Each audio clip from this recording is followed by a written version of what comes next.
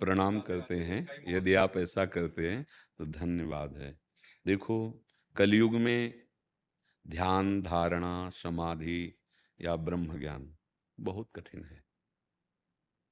कृतयुगे ध्यायते विष्णुं, त्रेतायां यजते मखैः, द्वापरे परिचर्यायां कलौ तद्धर कीर्तनात्। देखो अंदर, आँख मूंद के देखो तो मन अंधकार में, वृत्तियों में भटक रहा है। दिमाग में अंधकार के सिवा कुछ नहीं, ध्यान नहीं हो सकता। ये सतयुग में होता था। कृतयुगे माने सतयुग, सतयुग में ध्यान प्रधान था। त्रेतायाम यजते मखई, अब यज्ञ कैसे करोगे? घी में चर्बी मिली, पहले तो राक्षस यज्ञ को नष्ट करने के लिए ऐसा कर देते थे। अब तो आप कहाँ से घी खरीदोगे? यज्ञ में तो बहुतायत घी की चाहिए। घी कहाँ शुद्ध है? कैसे शुद्ध है? पशुओं का पालन नहीं हो रहा तो घी कहाँ से मिलेगा? तो आप कुंतलों खरीद लो, ट्रक भर खरीद लो, तो यज्ञ कैसे सिद्ध होगी? जिन जौ धान यज्ञ में प्रयोग किए जाते थे उसमें केमिकल या ये चीजें नहीं डाली जाती। आपके पास अन्न ही नहीं जिससे यज्ञ करेंगे। अच्छा, त्रिकाल संध्या और वैदिक सिद्धांत से युक्त मंत्रवेत्ता होंगे, पर ज्यादा दर्शन में नहीं आते, तो यज्ञ असंभव सी हो गई। यज्ञ भी जो कल्याण के मार्ग हैं।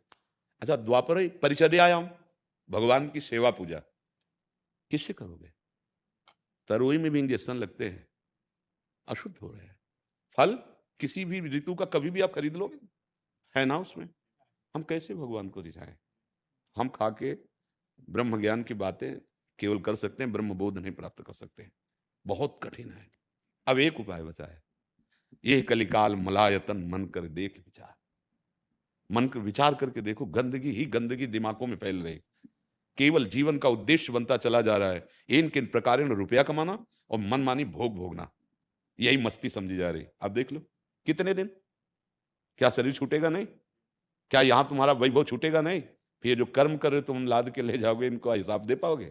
इसीलिए बड़े भाग्यशाली, इसलिए हम आप लोगों को प्रणाम किया कि आप बात सुन रहे हो। ये जो हम राधा नाम बोलते हैं ना, ये यहाँ का अनुभव और आचार्यवाणी का अनुभव। ये वृंदावन तो सुना है, वृंदावन सत्य है। धाम जैसे सियाराम का साकेत सत्य है, ऐसे राधेश्याम का वृंदावन सत्य है। ये वृंदावन के पत्ते पत्ते से आवाज निकलती है, राधा राधा।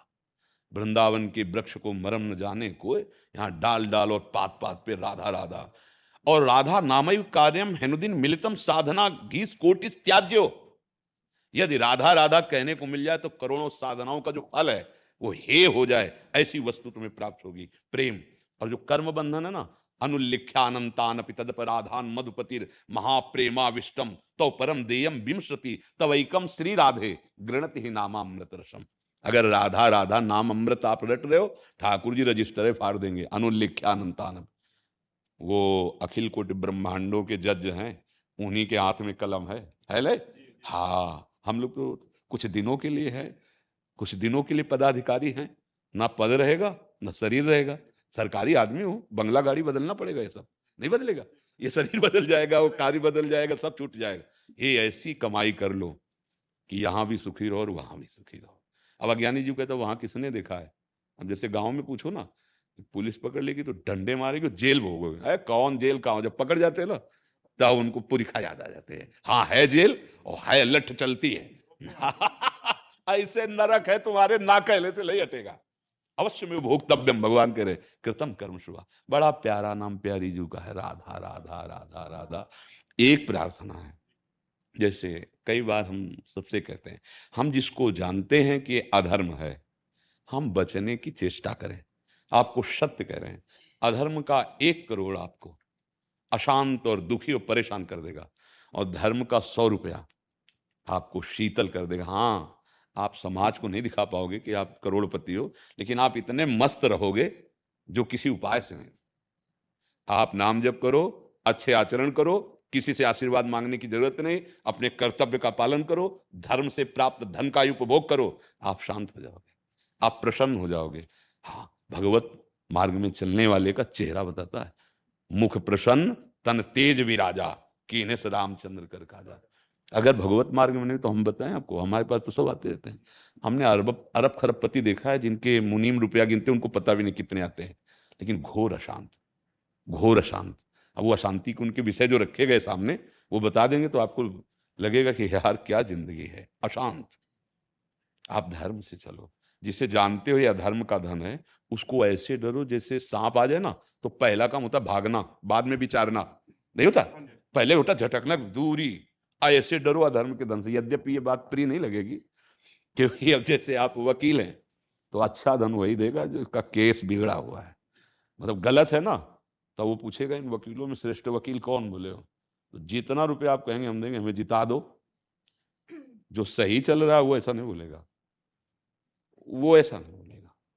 वो बोलेगा मैं सही हूं, आपकी जो फीस हो देख लो, आप ईमानदारी से देख लो, मैं सही हूं, मैंने गलती नहीं की, आपको फिर दे। वो आपको पावर बार बार इसी बात का प्रलोभन देगा कि जितना आप अर्थ को हम दे देंगे। तो अर्थ से सुख मिलता तो बड़े बड़े धनवान हैं, आप देख लो हालत क्या है। एक बार हम शैमशी में थे, गंगा किनारे है, तो वह कहा कानपुर फैक्ट्री इलाका है ना, तो कई फैक्ट्रियां उनके थी।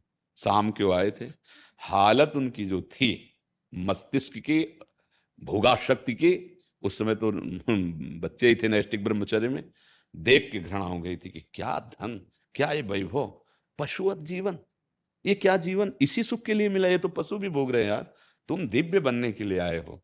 हाँ, गृहस्थी रूपी पूजा करो, अपनी पत्नी से प्यार करो, प्राणपन से पानी ग्रहण किया, दूसरे की तरफ आंख मत उठाओ, ऐसे पत्नी अपने पति को प्यार करे, थोड़ी बूढ़ी मन मुटाव जो होते हैं एक दूसरे को सुलझा ले, इसका मतलब थोड़ा तेरे दिन तलाक, तेरे दिन लड़ाई झगड़ा, ये नहीं होता। ये आज जो हो रहा है ना, वही हम जो पहले बोले कि अभी बोले थे पीछे कि आजकल हमारे बच्चे बिगड़ रहे हैं। अभी कैसे समझेंगे कि पति प्रेम क्या होता है, पत्नी प्रेम क्या होता है? आज व्यवहार कल ब्रेकअप, कैसे समझेंगे? आज मनमानी आचरण, फिर कैसे समझेंगे गृहस्थ धर्म क्या है? इसलिए आप लोग भाग्यशाली हैं अगर हमारी ये बात आपके समझ में आ जाए कि नमक रोटी खा के भले गुजारा कर लो भैया, पाप न बनने पावे, भगवद आश्रय और दबना नहीं। जैसे कोई ऐसे कहते ना, अगर हमारा काम नहीं करोगे तो फिर तुम चैन से रह नहीं सकते, तो तुम विश्वास करना, ये भगवान के हाथ में बात है, कोई बाल बांका भी नहीं कर सकता। विश्वास करना हमारी बात का। तलवार या बंदूक है, इनमें ताकत नहीं है। उनमें जो ताकत आती है वो तुम्हारा समय पूरा हुआ तो वो कहीं से भी आ जाएगी, और नहीं पूरा हुआ तो बिल्कुल कोई बाल बांका नहीं कर सकता। डरने की जरूरत नहीं। हाँ, स्वभाव में भय मत लाओ कि हमारा कुछ कोई बिगाड़, अगर कोई कुछ बिगाड़ सकता है तुम्हारा ही कर्म, नहीं तो पक्की बात है चौड़े पे घूमो, कोई कुछ नहीं बिगाड़ सकता। ये जीवन के अनुभव की बात और महापुरुषों के अनुभव की बात। हम लोग डरते हैं, सच्चाई से देखो कुछ गलत है। अगर आपके अंदर भय है तो कुछ गलत है, आप देख लो। बिना गलत के भय नहीं उत्पन्न हो सकता। उस गलती को